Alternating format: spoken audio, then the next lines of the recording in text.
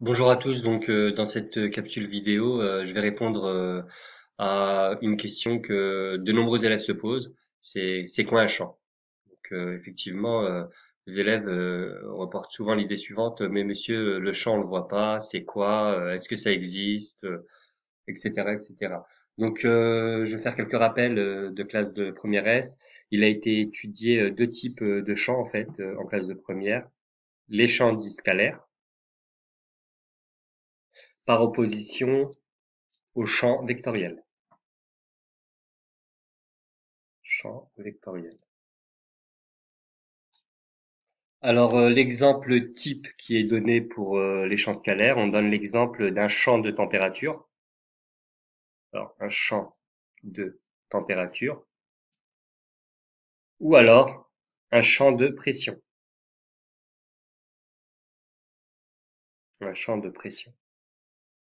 Alors, de quoi s'agit-il? Donc, on va prendre l'exemple, on va dessiner la carte de la France, de manière simplifiée. Voilà. Et donc l'exemple type qui est donné pour le champ de température, on considère la carte de la France et suivant l'endroit où on se trouve, on va ressentir une température ou une autre. D'accord? Tout l'espace baigne dans un champ de température. Et donc on le voit pas, hein, le champ de température. Par contre, le champ de température va avoir une conséquence.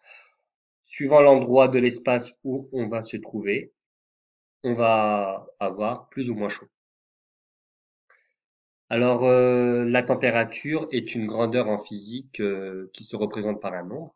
On ne représente pas la température par un vecteur. On parle alors de champ scalaire. Alors, on pourrait aussi considérer une distribution non pas d'un champ de température, mais on pourrait considérer une carte météorologique. Cette fois-ci, considérer une distribution de pression. Donc, chaque point de l'espace, hein, on peut attribuer une certaine pression par exemple 1013 hectopascal. Donc c'est la même idée, hein. Suivant l'endroit où on va se trouver, on va ressentir une pression plus ou moins importante. D'accord? Et autre remarque, la pression en physique est une grandeur qui se représente à l'aide d'un nombre. On ne représente jamais la pression à l'aide d'un vecteur, on parle de grandeur scalaire. Du coup, le champ de pression, tout comme le champ de température, constitue ce qu'on appelle des champs scalaires. Alors, qu'est-ce qu'un champ vectoriel? Un champ vectoriel, hein, on va considérer la même idée, hein, on va considérer la carte de la France. Hop. Et cette fois-ci, la grandeur qu'on va considérer, c'est la vitesse du vent. La vitesse du vent qu'on va noter V. Alors, je vais représenter en différents endroits de l'espace, hein, la vitesse du vent. Donc là, suivant l'endroit où on va se trouver, on va ressentir le vent, d'accord?